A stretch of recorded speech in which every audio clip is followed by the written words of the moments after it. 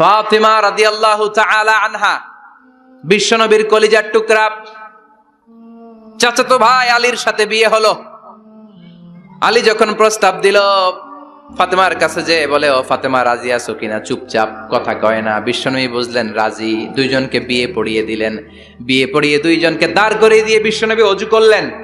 ওযু করার পরে সামান্য কিছু ওযুর পানি ছিল আলীর মাথার মধ্যে ছিটিয়ে দিলেন, বরকতের পানি। সুবহানাল্লাহ কইবেন না? সুবহানাল্লাহ। ওযু করে সাইয়েদনা আলীর মাথার মধ্যে ছিটিয়ে দিলেন আর দোয়া করে দিলেন, বারাকাল্লাহু লাকুমা ওয়া বারাকা আলাইকুমা ওয়া জামাআ বাইনাকুমা ফি খাইর। আল্লাহ তোমাদের দুইজনকে বরকত দিয়ে দাম্পত্য জীবন শুরু করার তৌফিক দান করুক। আবার দোয়া করলেন, আল্লাহুম্মা বারিক লাহুমা ফি বিনাইহিমা, ওদের সম্পর্কে বরকত দেন। ওয়া নাসালিহিমা শিবলিহিমা, ওদের গর্ভে যে সন্তান আসবে এগুলোর শ্রেষ্ঠ সন্তান বানান। 1 বছরের ব্যবধানে ঘরটাকে আলোকিত করে প্রথম সন্তানের জন্ম হাসান। সুবহানাল্লাহ। হাসান রে বিশ্বনবী এত আদর করেছেন, বিশ্বনবীর কাছ থেকে এত আদর কেউ কোনোদিন পায় নাই। হাসান রে বিশ্বনবী ডাকতেন লুকা। বুখারীর বর্ণনা, শব্দটা কি? লুকা মানে পিচ্ছি। ছোট বাচ্চাদেরকে আপনারা কি কন? আরে পিচ্ছি তো আমি কইছি, আপনারা কি কন? বাচ্চা বলেন, বাবু বলেন, আর কিছু কি বলেন? আর আর কিছু নাই। তাহলে এই যে বাবু পিচ্ছি, হ্যাঁ, এই বাবু পিচ্ছি আরবি হচ্ছে লুকা। বিশ্বনবী ফাতেমার ঘরে এসে বলতেন, আইনাল লুকা, পিচ্ছিটা কই রে? আমার হাসান কই, আমার নানা ভাই কই? আর বিশ্বনবীর আওয়াজ শুনলে হাসান এসে বিশ্বনবীর কাঁধে। আল্লাহু আকবার, আল্লাহু আকবার। বিশ্বনবী বলতেন, ফাতেমা আমার কলিজার টুকরা, যে ফাতেমারে কষ্ট দেয় সে আমারে কষ্ট দেয়, ফাতেমারে আনন্দ দেয় মানে আমি বিশ্বনবীরে আনন্দ দেয়। এই ফাতেমা সব সময় পর্দায় থাকতেন, দিনের বেলা বেরোতেন না, সারা দিনে টয়লেট করতেন একবার, সেটাও করতেন রাত্রে, যাতে দিনের বেলা কেউ তারে না দেখে। কি ব্যালেন্স লাইফ, কি ব্যালেন্স লাইফ! রাতে একবার টয়লেটে যাও মানে কি সারাদিন খাওয়া দাওয়া এরকম ব্যালেন্স করে করতেন। কেউ দেখতে পারে নাই ওনারে, কেমন ছিল কেউই জানতো না। এমন ভাবে চলাফেরা করতো, কোনো পুরুষদের সামনে দিয়ে কখনো যেতেন না। এজন্য ইন্তেকালের আগে আলীকে বললেন, আলী, বিশ্বনবীর ওসিয়ত অনুযায়ী কিছুদিন পরে আমি আমার বাবার সাথে সাক্ষাৎ করব। ইন্তেকালের সময় বেশি লোক আমার জানাজাতে আসার দরকার নাই, নিজেরা দোয়া করে দিলে চলবে। আর আমার জানাজার খাটিয়ার উপর দিয়ে বিশাল একটা বোরকা দিয়ে দিও। এটার আরবিতে বলে নাউশ। কি বলে? এই প্রথম কোন নারী তার খাটিয়ার উপরে নাউশ ব্যবহার করেছে, জন্য এটাকে বলে সুন্নাতু ফাতিমা, ফাতেমার সুন্নাত। সাইয়েদাতুনা ফাতেমার আগে কেউ জানাজার খাটিয়াতে নাউশ ব্যবহার করে নাই। আল্লাহু আকবার, আল্লাহু আকবার। আলীকে বলে গেলেন, আলী, অল্প কয়েকজন পুরুষ নিয়ে জানাজা দিও, বেশি মানুষের কাছে আমার নিও না। দুনিয়ার বুকে আমি লুকিয়ে লুকিয়ে চলতাম, মরার পরে লুকিয়ে লুকিয়ে আল্লাহর কাছে চলে যেতে চাই, পুরুষদের সামনে আমার নিও না। হাসান বলে, নানাজি, আপনার মেয়ের নামের বিচার, ফাতেমার নামের বিচার। বিশ্বনবী বললেন, ও হাসান, আমার মেয়ে ফাতেমার আবার কি বিচার, কি অপরাধ আমার ফাতেমার? হাসান হুসাইন চোখের পানি ছেড়ে দিয়ে ডেকে বলে, নানাজি, আপনার মেয়ে আমাদেরকে খাবার দেয় না কেন? খাবার দেয় না কেন? বিচার দিলাম, গতকাল সারাদিন বলেছে রাত্রিবেলা খাবার দিবে, রাতে খাবার দেয় নাই। আমাদেরকে বলেছে তোমরা ঘুমিয়ে যাও, আমি রান্না করি, সকালে দিব। ঘুমায় গেলাম, সকালবেলায় খাবার চাইলাম, আপনার মেয়ে ফাতেমা তখন আমাদেরকে খাবার দেয় না। দাদা, আমরা ছোট্ট দুইটা মানুষ ক্ষুধার জ্বালায় বেহুশ হয়ে যাই, আর সহ্য করতে পারি না, আপনার মেয়ে খাবার দেয় না। দুপুর হয়ে গেল, দুইজনে কান্নাকাটি করি, আপনার মেয়ে এখন পর্যন্ত আমাদেরকে খাবার দেয় নাই। আমরা দুজন তো আর সহ্য করতে পারি না, কেন আপনার মেয়ে আমাদের সাথে এমন করে? আপনার কাছে বিচার দিলাম, আপনি বিচার করেন। বিশ্বনবী আর কি বিচার করবেন? ধা ধা করে বিশ্বনবী চোখের পানিগুলো ছাড়েন, হুসাইনকে জড়িয়ে ধরলেন, হাসান রে জড়িয়ে ধরলেন, ডেকে বললেন, হাসান রে কাছে আয়। বিশ্বনবী শাম দেশের জুব্বা পরতেন, শাম দেশের জুব্বাটা উপরের দিকে উঠালেন, হাসান রে দেখালেন, এই তো দেখ, তোর নানার পেটের মধ্যে 3টা পাথর বাঁধা। একদিন না খেয়ে থাকার কারণে তোদের পেটে এত জ্বালা, এত কষ্ট। আমি বিশ্বনবীর পেটে গত 3 দিন যাবত কোনো দানা পানি পড়ে নাই। আমি বিশ্বনবী তো না খেয়ে আছি রে হাসান, আমি তো 3 দিন না খেয়ে আছি, আমার পেটেও তো কিছু নাই। নানাও কাঁদলেন, নাতিও কাঁদলেন, পুরো পৃথিবীও কাঁদলো, ঠিক কি না?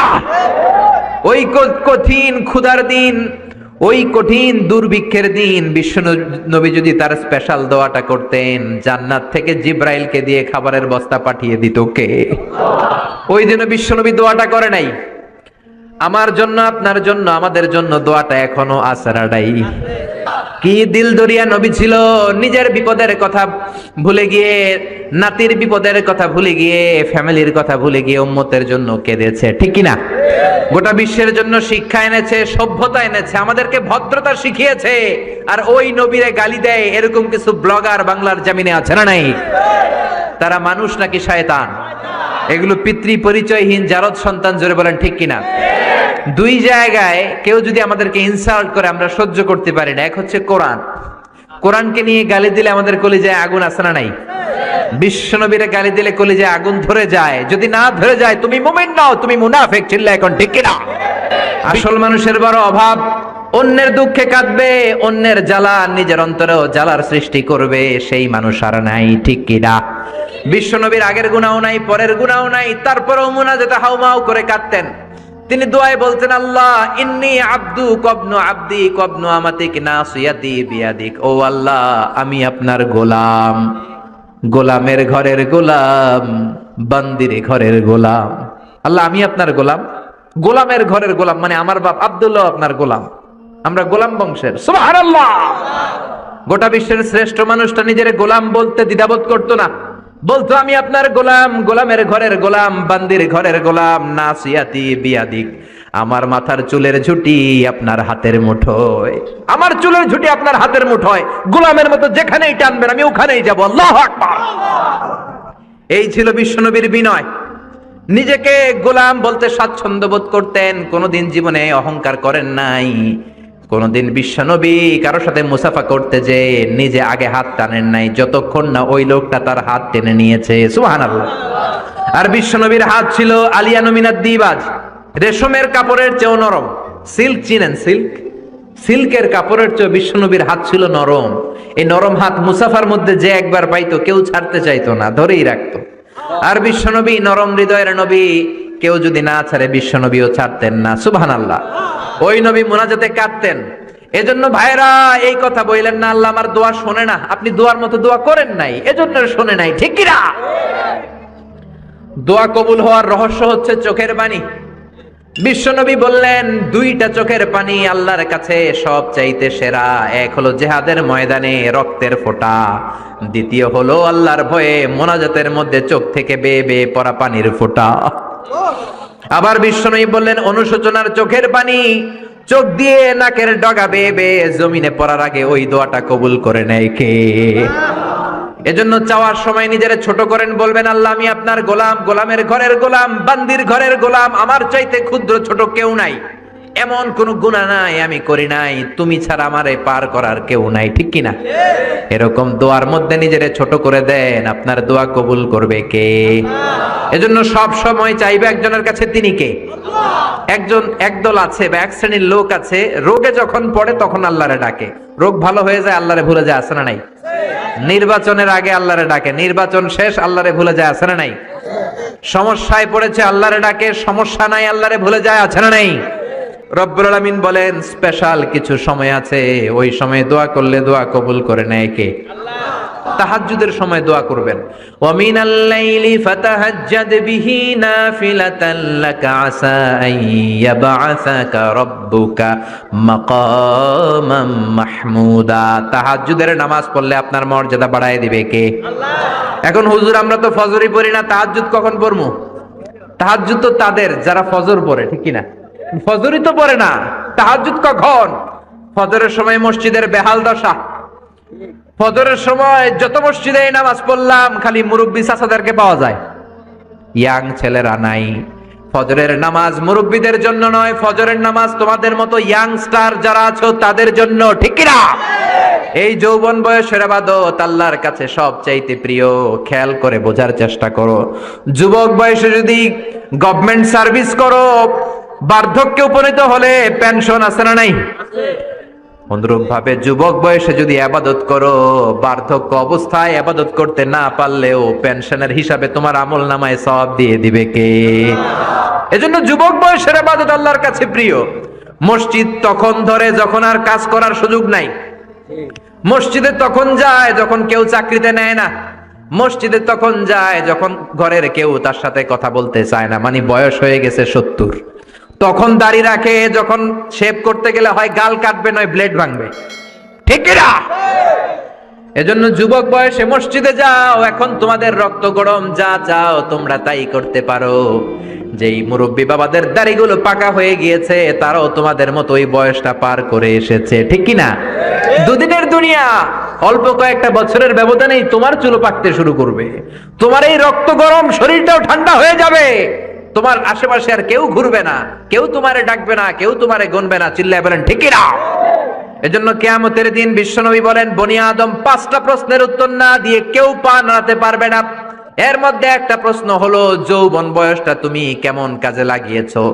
যৌবন বয়সে কি ইসলামের পক্ষে স্লোগান দিয়েছো নাকি রাম আর বামপন্থীদের দলে গিয়েছো, ঠিক কি না? যৌবন বয়সে কি তাফসির মাহফিলে গিয়েছো নাকি মমতাজের গানের কনসার্টে গিয়েছো? যৌবন অবস্থায় তুমি কি কোরআনের অর্থ পড়েছো, ইসলামী সাহিত্য পড়েছো নাকি চটি বই পড়েছো, ঠিক কি না? পাই টু পাই কিয়ামতের দিন জিজ্ঞেস করবে কে? আল্লাহ। চিল্লায় বলেন কে? আল্লাহ। এজন্য তাহাজ্জুদের অভ্যাস করেন। যারা তাহাজ্জুদ পড়ে তাদের চেহারায় একটা আলাদা গ্লেস আছে। লোকটা কালো হলেও, যদি কালো রঙের লোক হয়, একটা গ্লেস আছে। আমার অনেক কালো বন্ধু আছে। আমি মিশরে পড়েছি, students of more than 100 nationalities, we used to study, stay and dwell in the same place. 100টারও বেশি দেশের ছাত্র থাকতাম। আমার অনেক আফ্রিকান বন্ধু ছিল, কুচকুচে কালো, তেল তেলে, কিন্তু কালো হলেও চেহারা একটা সৌন্দর্য আছে না নাই? এজন্য কালো মানুষও যদি তাহাজ্জুদ পড়ে চেহারায় নূর বাড়িয়ে দিবে কে? 2 নম্বরে হলো আযান আর ইকামতের মাঝখানে যদি দোয়া করে, ওই দোয়া কবুল করে কে? এটা অনেকে জানে না। আযান দিয়েছে, মসজিদে গিয়েছে, সুন্নত নামাজ পড়ে বসে আছে, কখন ইকামত হবে, আরো 5 মিনিট বাকি, মাথা চুলকায়, আছে না নাই? মোবাইল টেপাটেপি করে, ফেসবুকিং করে, ঘড়ির দিকে তাকায় আছে, ঘড়ির কাঁটাও ঘুরে, ওর মাথাও ঘুরে, আছে না নাই? তো বসে থাকবা কেন তুমি? 5 মিনিট সময় আছে, চাইতে হবে কার কাছে? বাজারে যাওয়ার সময় যেমনি আপনি লিস্ট করে নিয়ে যান, এটা লাগবে ওটা লাগবে, মসজিদে যাওয়ার সময় মোবাইলের টুকি নিয়ে যান, কাগজের টুকি নিয়ে যান। আল্লাহ আমার সুন্দরী বউ লাগবে, বউ দাও, দিবে কে? এই বেটা, দিবে কে? নেককার বিবি লাগবে, দিবে কে? গোল্ডেন এ প্লাস পেতে চাই, দিবে কে? উমরা করতে চাই, পাসপোর্টে ভিসা লাগে না, ভিসা করে দিবে কে? দুরারোগ্য ব্যাধি, অনেক ওষুধ খেলাম, অনেক দেশে গেলাম, কোন ডাক্তার ভালো করতে পারে না, কিন্তু ডাক্তারেরও বড় ডাক্তার আছে না নাই? কেউ যেটা পারে না, পারে কে? আযান ইকামতের মাঝখানে দোয়া আল্লাহ ফেরায় না। হাদিসে এসেছে, দুআ লা ইরাদ্দু বাইনাল আযানি ওয়াল ইকামা। আযান এবং ইকামতের মাঝখানের সময়টাতে দোয়া করবেন। তারপরে বিশ্বনবী বললেন, দুবুরাস সালাওয়াতিল মাকতুবা, ফরজ নামাজের পরে দোয়া করলে কবুল করে কে? আল্লাহ। এই তাসবির সুন্নাত নাই। মানুষগুলো এত অস্থির, সালামের পরে কখন বেরোবে, কখন বেরোবে, মনে হয় পাবলিক টয়লেটে ঢুকছে, ঠিক কি না? মনে হয় পাবলিক টয়লেটে এসেছে। মসজিদে ঢুকেছো, আল্লাহুম্মা বলে তুমি ঢুকে গেলা আল্লাহর নাম নিয়ে। যখন মসজিদে ঢুকে গেলা, তোমার মাথার উপরে রহমত ঢালছে কে?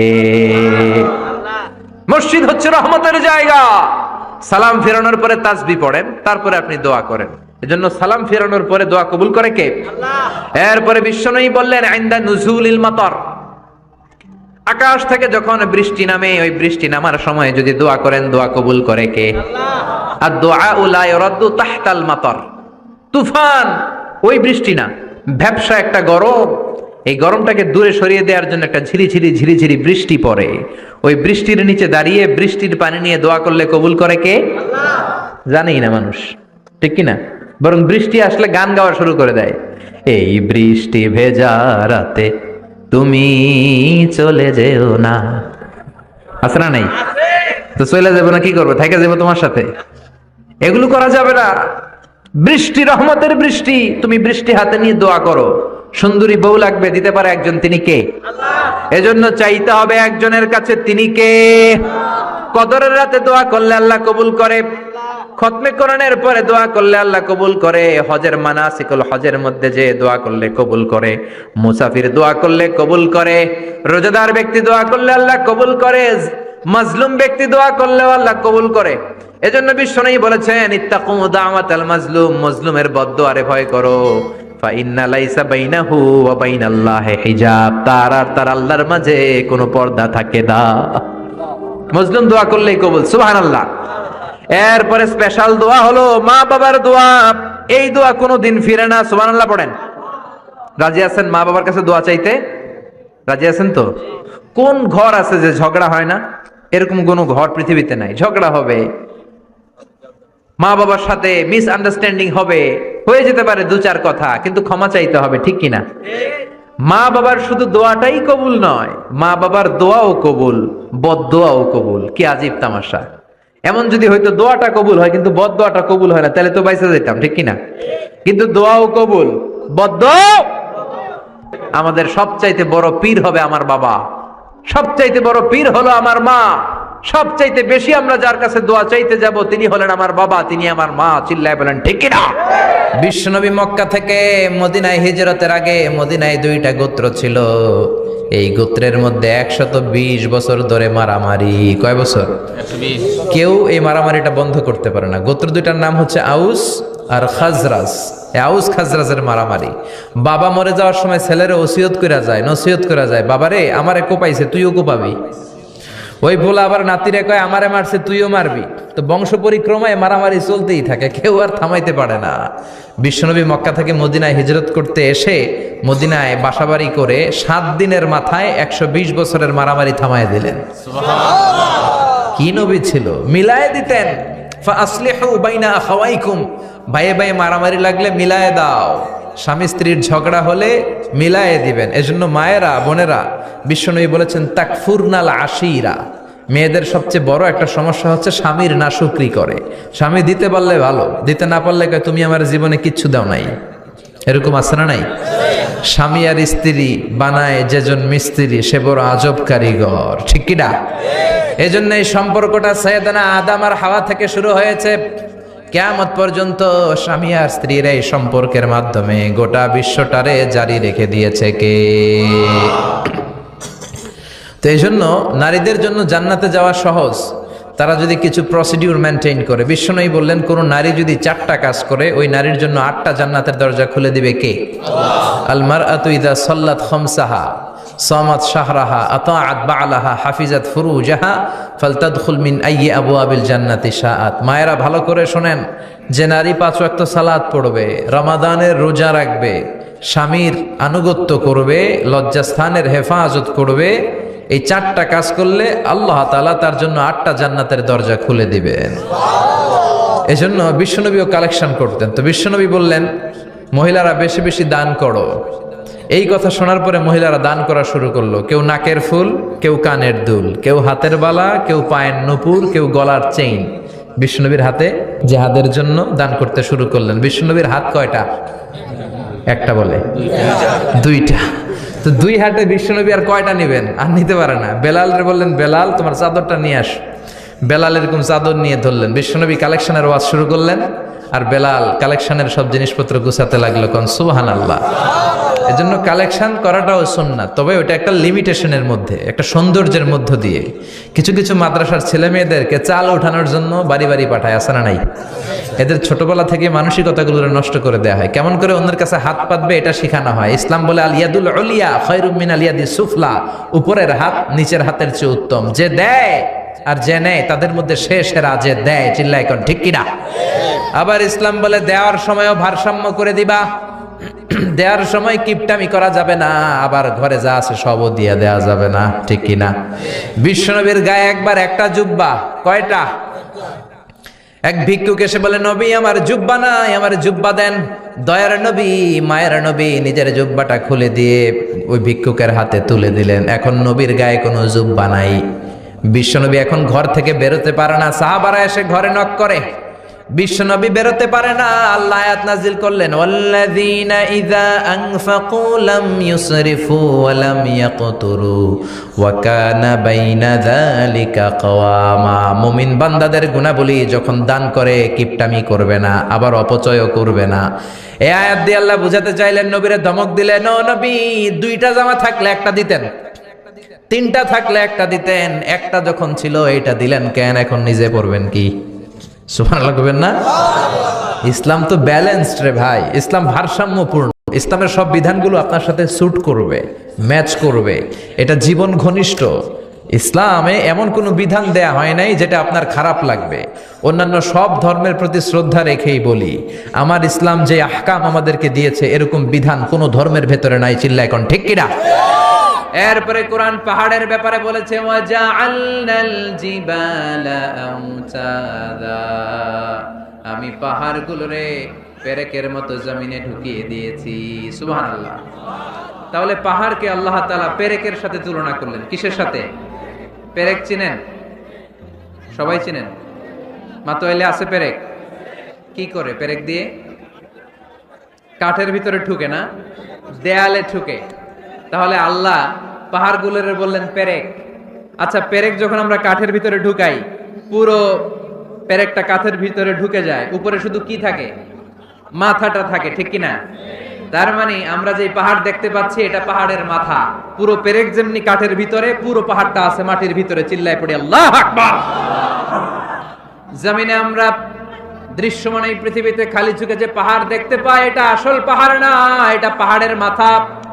যেমনি পেরেক যখন কাঠের ভিতরে ঢুকে দেই, পুরো পেরেকটা কাঠের ভিতরে ঢুকে যায় কি যায় না? পেরেক নিয়ে যখন আমি হাতুড়ি দিয়ে মারলাম, পুরো পেরেকটা কই যায়? কাঠের ভিতরে, তাই না? তার মানে খালি চোখে যে পাহাড় দেখি, এটা পেরেকের মাথা যেমনি একটু দেখা যায়, এটা পাহাড়ের মাথা।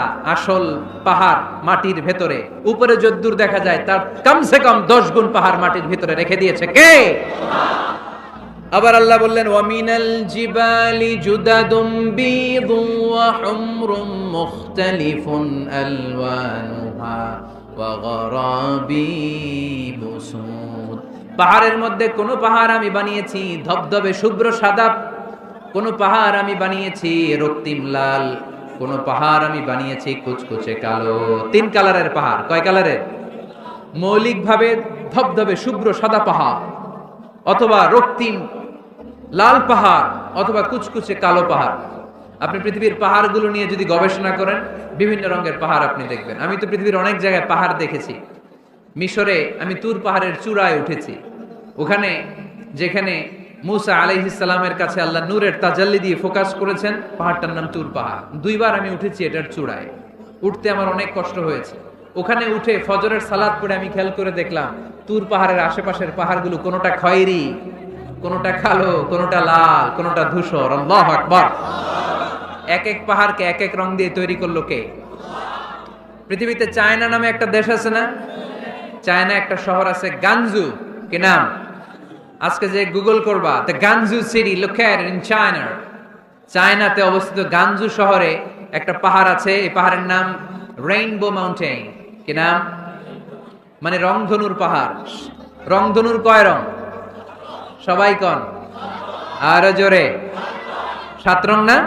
আমরা ছোটবেলায় মুখস্থ করতাম, বেনিয়া সহকলা, বেনিয়া সহকলা। এই 7 রঙের পাহাড় ওখানে দেখা যায়। এক জায়গায় 7 রঙের পাহাড়। সুবহানাল্লাহ কইতে পারলেন না? মজা করে বানালো কে? সুনানে তিরমিজি আর মুস্তাদরাকে হাকিম, মুসনাদে আহমদ ইবনে হাম্বলের হাদিস। আল্লাহ যখন পৃথিবী বানালেন, এই পৃথিবীটা ঘোরার পাশাপাশি কাঁপাকাঁপি শুরু করে দিল। এই পৃথিবীর কাঁপাকাঁপি বন্ধ করার জন্য রব্বুল আলামিন পৃথিবীর মধ্যে পাহাড় গেড়ে দিলে। 7টা tectonic plate, 7 tectonic plates creates the mountain range on earth. 7টা টেকটনিক প্লেট আল্লাহ দিলেন। পৃথিবী সৃষ্টি করার পরে পৃথিবী কাঁপে। আল্লাহ পাথর দিয়ে পেরেক মারলেন, পৃথিবী আর কাঁপে না। সুবহানাল্লাহ কর। ফেরেশতারা দেখে তো অবাক। ফেরেশতারা বলে, আল্লাহ পাহাড়ের এত শক্তি, পাহাড় গেড়ে দিলেন পৃথিবীতে, আর পৃথিবী কাঁপে না। হাল মিন খালকিকা আশাদ্দু মিনাল জিবাল। আল্লাহ আপনার সৃষ্টির মধ্যে পাহাড়ের চেয়েও শক্তিশালী কি কিছু আছে? আল্লাহ বললেন, নাআম, আছে। আল হাদিদ, লোহা। লোহা পাহাড়ের চেয়েও শক্তিশালী, কারণ লোহা পাহাড়ে মারলে পাহাড় ভেঙে যায়, ঠিক কিনা? ফেরেশতারা আরো অবাক, লোহা এত শক্তিশালী। হাল মিন খালকিকা আশাদ্দু মিনাল হাদিদ। আল্লাহ, তাহলে লোহার চেয়ে শক্তিশালী মনে হয় কিছু নাই, আছে? আল্লাহ বললেন, নাআম, আছে। আন্নার, আগুন, কারণ আগুনের মধ্যে লোহা ফেলে দিলে লোহা গলে যায়, ঠিক কিনা? ফেরেশতারা তো আরো অবাক। ফেরেশতারা বলে, তাই নাকি? আগুন এত শক্তিশালী, তো হালমিন খালকিকা আসাদ্দু মিনান নার, আল্লাহ আপনার সৃষ্টিতে আগুনের চেয়ে শক্তিশালী কিছু আছে? আল্লাহ বলে আছে। আলমা, পানি, কারণ আগুনের মধ্যে পানি ঢাললে আগুন পাওয়া যায়। ফেরেশতারা তো এবার আরো অবাক, পানি এত শক্তিশালী, ওই পানি গট গট গট গট করে আমরা খাই। নবী আমার যেটা খেতে বলেছেন, এটা খেলে আমাদেরকে সুস্বাস্থ্য দান করবে কে? তার মানে প্রাণীবিদ্যায় আমরা কোরআন থেকে যে তথ্য পেয়েছি, এই তথ্যের সাথে বিজ্ঞানের তথ্যের মিল আছে না নাই? কোনো অমিল আছে? কিন্তু বিজ্ঞান যদি কোনো অমিল খুঁজে পাওয়া যায়, বিজ্ঞানী বাবাজিদের কি করতে হবে? কি করতে হবে? They have to wait unless they get their final discoveries, the latest and modern invention. তাদের নতুন ইনভেনশন যতক্ষণ না আসে বসে থাকতে হবে, কারণ তোমাদের কথা ফাইনাল না। বিজ্ঞানের সবচেয়ে বড় থিওরি যে বিজ্ঞানের কোনো থিওরি ফাইনাল না, আর কোরআনের সবচেয়ে বড় থিওরি কোরআন যাই বলেছে তাই মনে থাকবে। এজন্য কোনো কিছু যদি বিজ্ঞানী ভাইয়েরা অমিল পান, ওয়েট, বসেন, রিল্যাক্স, চা খান, ঠান্ডা মাথায় চিন্তা করেন, আরো গবেষণা করেন, যে এটা অমিল পাইছেন, গবেষণা বেশি বেশি করলে ওইটাও মিল পেয়ে যাবে, ঠিক কিনা? যারা অন্ধকারে সুন্দরী নারী পেলে ধর্ষণ করতে দেরি করে না, চিল্লায় বলো ঠিক কিনা? এই জন্য নারীদেরকে সম্মান দিয়েছে ইসলাম। সাইয়েদনা আদম আলাইহিস সালাম আর হাওয়া আলাইহিস সালামকে শয়তান জান্নাতে নেকেট করতে চেয়েছে। ওই শয়তানের মিশন দুনিয়াতে আজ আছে না নাই? আল্লাহ বললেন ওয়াত-তিনি ওয়াজ-যাইতুনি ওয়া তুরি সিনিনা ওয়া হাযাল বালাদিল আমিন। তো সূরা ৩ এর কসম কাটলো কে? ডুমুর ফলের কসম কেটেছেন। এরপর আল্লাহ বলেছেন ওয়াজ-যাইতুন, যাইতুনের কসম। যাইতুন মানে অলিভ অয়েল, যাইতুন মানে কি? Olive oil. জলপাই, বাংলায় বলে জলপাই। বাংলায় কি বলে? জলপাই। জলপাই খাইছেন আপনারা? জি। বাংলাদেশের জলপাই আর আরব দেশের জলপাইয়ের মধ্যে একটু পার্থক্য আছে। এই যাইতুন, অলিভ অয়েল বা জলপাই, এটা হিল ট্রাক্স, পাহাড়ি এরিয়াতে জন্মায়। বিষ্ণু বলেছেন কুলু যাইত ওয়া তাহিনু, যাইতুনের তেল খাও, তেল দাও, তেল মালিশ করো। যাইতুনের তেলে আল্লাহ বরকত ঢুকায় দিয়েছে। আপনার দেহের যে ব্যাড কোলেস্টেরল লেভেল আছে এটাকে নামিয়ে ফেলবে, সুবহানাল্লাহ। যাইতুনের তেল দাড়িতে মাখবেন, চুলে মাখবেন, দাড়ি চুল সহজে পাকবে না। যৌবনকে আমরা ধরে রাখতে চাই না, তাহলে যাইতুনের তেল খাবেন। এটাকে সালাদের মধ্যে ইউজ করা যায়, সালাদে ড্রেসিং করার জন্য ইউজ করা যায়। তিন ধরনের যাইতুন আছে। একটা হচ্ছে extra virgin, less than 1% acid দিয়ে এটাকে পিউরিফাই করে। নোয়াখালীতে কোনো সুপার শপ আছে কিনা? কেনাকাটা নোয়াখালী সুপার মার্কেট। আচ্ছা, আর কি আছে? কেনাকাটা। এই কেনাকাটা বা স্বপ্ন বা আগরা, এগুলোর ক্ষেত্রে আপনারা এই যাইতুনের তেল পাবেন। এটা খাবেন, এটা বাচ্চাদের গায়ে মালিশ করবেন। চামড়ার মধ্যে মালিশ করলে, ম্যাসেজ করলে চামড়ার ত্বকের মধ্যে ভাঁজ পড়বে না, আপনার যৌবন আপনি ধরে রাখতে পারবেন। আলহামদুলিল্লাহ। আবার বিষ্ণু বলতেন এই যাইতুন গাছটা এত বরকতের গাছ, যাইতুন ফল খাওয়া যায়, যাইতুনের তেল মালিশ করা যায়, আবার যাইতুনের ডাল ভেঙে মেসওয়াক করা যায়। নি'মাস সিওয়াকি যাইতুন ফাইন্নাহু সিওয়াকি ওয়া সিওয়াকুল আমবিয়া মিন ক্বাবলি। যাইতুনের ডালের মেসওয়াক কতই না ভালো মেসওয়াক, কারণ এটা দিয়ে আমিও মেসওয়াক করি। আমার আগে সব নবীরা যাইতুনের ডাল ভেঙে ভেঙে মেসওয়াক করতেন। চিৎকার করে বলেন সুবহানাল্লাহ। আল্লাহ বললেন ওয়াত-তিনি ওয়াজ-যাইতুনি ওয়া তুরি সিনিনা ওয়া হাযাল বালাদিল আমিন। তিন ফলের কসম, যাইতুন ফলের কসম কাটলো কে? আসলে তিন আর যাইতুন দিয়ে কসম কেটে আল্লাহ যে এলাকায় তিন যাইতুন বেশি হয় ওই এলাকায় কসম কেটেছেন। মুফাসসিরিনদের কথা, সুবহানাল্লাহ পড়া। সবচেয়ে বেশি তিন আর যাইতুন হয় শাম দেশে। কোন দেশে? যেটা বর্তমান সিরিয়া, ফিলিস্তিন। বিষ্ণু বলেছেন তুবা লিশাম, শাম দেশের মধ্যে অনেক বরকত। আল্লাযী বারাকনা হাওলাহু, এই শাম দেশের চারদিকে আমি বরকত দিয়ে ভরে দিয়েছি। চিল্লায় বলেন সুবহানাল্লাহ। এই শাম দেশ হলো বিশ্বনবীর মেরাজের স্টেশন। মেরাজ করতে যে সরাসরি রব্বুল আলামিন বিশ্বনবীকে মক্কা থেকে আকাশে তুলে নেয় নাই, মক্কা থেকে বিশ্বনবীকে বাইতুল মুকাদ্দাসে নিয়েছে কে? সুবহানাল্লাযী أسرى بعبده ليلا من المسجد الحرام إلى المسجد الأقصى الذي باركنا حوله لنريه من آياتنا. مسجد الحرام থেকে মসজিদুল আকসা। এই মসজিদুল আকসা one of the three important mosques in Islam. মসজিদুল হারামে 1 রাকাত সালাত করলে 1 লক্ষ রাকাতের সওয়াব, মসজিদে নববীতে 1 রাকাতে 1000 রাকাতের সওয়াব, এই মসজিদুল আকসাতে 1 রাকাত নামাজ পড়লে 500 রাকাতের সওয়াব। আমরা হজ উমরায় মসজিদুল হারাম আর মসজিদে নববীতে পড়তে পারি, কিন্তু মসজিদুল আকসায় পড়তে পারি না, কারণ ইহুদিরা গোটা বিশ্বের সবচেয়ে টেরা জাতি, অভিশপ্ত জাতি, এই ইহুদিরা আমাদের মসজিদুল আকসার চারদিকে ব্যারিকেড দিয়ে রেখেছে। এই ইহুদিদের সাথে মুসলমানদের কোনো সম্পর্ক, এজন্য প্রতিদিন নামাজে আমরা বলি গায়রিল মাগদুবি আলাইহিম, আল্লাহ যাদের উপর আপনার রাগ, আপনার ক্রোধ, তাদের সাথে আমাদের কোনো সম্পর্ক নাই। তারা নিজেদের 70,000 নবীকে জবাই করেছে, তারা আমার নবীকে বিষ মাখানো খাবার দিয়ে হত্যার ষড়যন্ত্র করেছে এবং আমার নবীর লাশ চুরি করার জন্য ষড়যন্ত্র করেছে। ইন্তেকালের পরে বিশ্ব নবীর শান্তি দেয় নাই, গোটা বিশ্বে HIV ভাইরাসের ছড়াছড়ি ঘটিয়েছে ইহুদি অভিশপ্ত লানতের জাতিরা। বিশ্বে বিমান ছিনতাই কাকে বলে কেউ জানতো না, প্রথম বিমান ছিনতাই করেছে ইহুদিরা। ইহুদিরা গোটা বিশ্বব্যাপী সুদের কারবার শুরু করেছে। এজন্য ইহুদিদের সাথে আমাদের কোনো সম্পর্ক। এই মসজিদুল আকসা আমাদের দ্বিতীয় কিবলা। মক্কা থেকে মদিনায় হিজরতে যে বিশ্বনবী মসজিদুল আকসার দিকে হয়ে 16 মাস কিংবা 17 মাস নামাজ পড়েছে। আব্দুল মাহশার ওয়াল মানশার, কিয়ামতের ময়দানটা সহিহ হাদিসে এসেছে এই ফিলিস্তিনের এই শাম দেশে সিরিয়ার উপরে হবে। চিল্লায় সুবহানাল্লাহ। সিরিয়া ফিলিস্তিনের উপরে কিয়ামত হবে, কিয়ামতের ময়দান প্রতিষ্ঠিত হবে। সাইয়েদনা ঈসা আলাইহিস সালাম এই সিরিয়াতে নামবেন। সিরিয়া উমাইয়াদের একটা জামে মসজিদ আছে, সাদা মিনার, এখনো মসজিদটা আছে, সুবহানাল্লাহ পড়েন। ওই মসজিদের সাদা মিনারের পাশে আসর আর মাগরিব নামাজের মাঝখান দিয়ে ঈসা আলাইহিস সালাম দুইটা চাদর পরে ফেরেশতার পাখায় ভর করে শাঁ করে জমিনে নেমে আসবে। এবং ফিলিস্তিনে এখনো একটা জায়গা আছে, জায়গাটার নাম হচ্ছে বাবুল লুদ। ওই জায়গায় সাইয়েদনা ঈসা আলাইহিস সালাম নিজ হাতে দাজ্জালকে হত্যা করবে। এজন্য আল্লাহ বললেন এই তিন আর জাইতুনের কসমের মধ্য দিয়ে মূলত আমি বরকতের জায়গা ফিলিস্তিনের কসম কেটেছি, কোন সুবহানাল্লাহ। এরপরে আল্লাহ বললেন ওয়াতুরে সিনিন, তুরে সিনিনের কসম, তুর পাহাড়ের কসম। নাম শুনছেন না? মিশরের দুইটা জেলা আছে, সাউথ সাইনা, নর্থ সাইনা, মানে উত্তর সাইনা, দক্ষিণ সাইনা।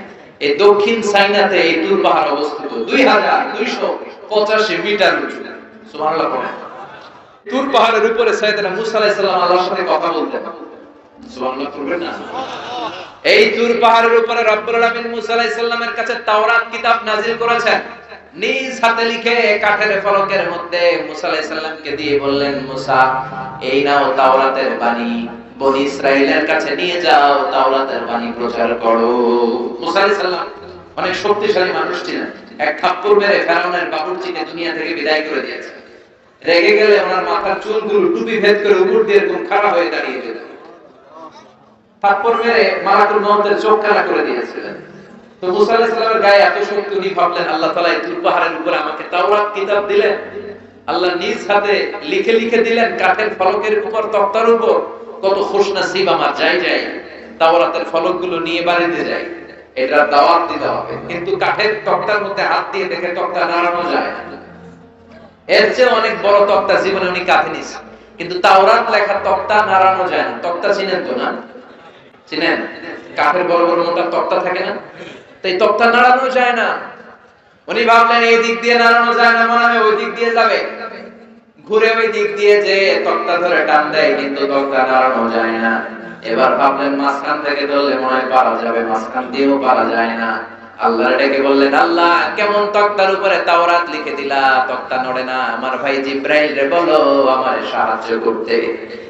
আল্লাহ বললেন, জিব্রাইল যাও সাহায্য করো তোমার ভাই মুসা রে।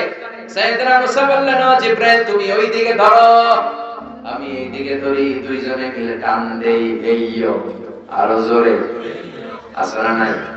দুইজনে মিলে এইয়ো কে টান দিচ্ছে, কিন্তু কি আজীব তামাশা, দুইজনে মিলে টানাটানির পরে তক্তা নড়ে। যত গায়ে জোর আছে ইচ্ছে মতো টান দিচ্ছে, টানের চোটে দেহের প্রতিটা লোমকূপ দিয়ে ঘাম বের হচ্ছে, টানের চোটে কোমরের রগ ছিঁড়ে যাওয়ার অবস্থা, কিন্তু তক্তা নাড়ানো যায় না। সুবহানাল্লাহ। ও আল্লাহ, জিব্রাইল তো পারে না, জিব্রাইলের সহকারী ফেরেশতাদের পাঠাও, সবাই মিলে তক্তা টানাটানি করে, তক্তা নড়ে না। আল্লাহ বললেন, মুসা তক্তার ওজন নাই, কিন্তু এই তক্তার মধ্যে যে বাণীগুলো লেখা, বাণীটা কার? এটা বোঝানোর জন্য আমি তক্তার ওজন বাড়িয়ে দিয়েছি। এবার তুমি একাই পারবা, কাঁধে নাও, কাঁধে নিয়ে বাড়িতে যাও। এবার মুসা আলাইহিস সালাম একা তক্তাগুলো কাঁধে নিয়ে বাড়িতে রওনা বলে। এই তাওরাত কিতাব আল্লাহ তাআলা তুর পাহাড়ের উপরে নাযিল করেছেন। সুবহানাল্লাহ। মেরাজের রজনীতে বিশ্বনবীকে আকাশ দিয়ে উড়িয়ে তুর পাহাড়ের উপরে রেখে সাইয়েদনা জিবরাইল বললেন, নবী আপনি একটু দোয়া করেন। বিশ্বনবী বললেন, আমাকে দোয়া করতে বললা, এটা কোন জায়গা, কোন পাহাড়? অন্ধকারে কিচ্ছু দেখি না। সাইয়েদনা জিবরাইল বললেন, এটা আপনার ভাই মুসার পাহাড়, এটা হলো তুর পাহাড়। মেরাজের রাতে বিশ্বনবী ওখানে একটা স্টেশন দিয়েছেন। আমি নিজেই তুর পাহাড়ে জীবনে 2 বার উঠছি। আলহামদুলিল্লাহ। ওইখানে গেলাম। তুর পাহাড়ের উপরে একটা খ্রিস্টানদের ছোট চার্চ আছে, ইহুদিদের একটা ছোট্ট সিনাগগ আছে। আমাদের যেমনি মসজিদ, ইহুদিদের মসজিদের নাম কি? সিনাগগ। কি নাম? একটা সিনাগগ আছে। আর আমাদের ছোট্ট একটা মসজিদ আছে। ফজরের সালাত পড়লাম, সেখান থেকে নেমে আসলাম। এই তুর পাহাড় এমন একটা জায়গা, ইয়াজুজ মাজুজ এসে যখন পৃথিবীতে ফিতনা ছড়াবে, সাইয়েদনা ঈসা আলাইহিস সালামের নেতৃত্বে দুনিয়ার সব মুসলমানগুলো তুর পাহাড়ের উপরে যে আশ্রয় নেবে, চিল্লায় বলে সুবহানাল্লাহ। এজন্য আল্লাহ বললেন, ওয়াত-তিনি ওয়াজ-যাইতুনি ওয়া তুরি সিনিনা ওয়া হাদাল বালাদিল আমিন। তার মানে তিন আর যাইতুন দিয়ে আল্লাহ ফিলিস্তিনের কসম কাটলেন, তুর পাহাড়ের মধ্য দিয়ে আল্লাহ মিশরের কসম কাটলেন, আর সর্বশেষে ওয়া হাদাল বালাদিল আমিন, এই নিরাপদ শহরের কসম বলে আল্লাহ মক্কাতুল মুকাররমার কসম কাটলেন। চিৎকার করে বলেন সুবহানাল্লাহ।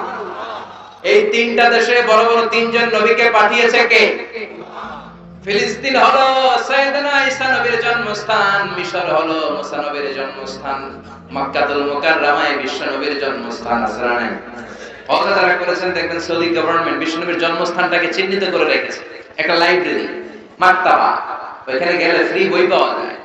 বিশ্ব নবীর জন্মস্থান, এর পাশে আবু জাহিলের জন্মস্থান। ওইখানে সৌদি সরকার টয়লেট বানায় রাখছে।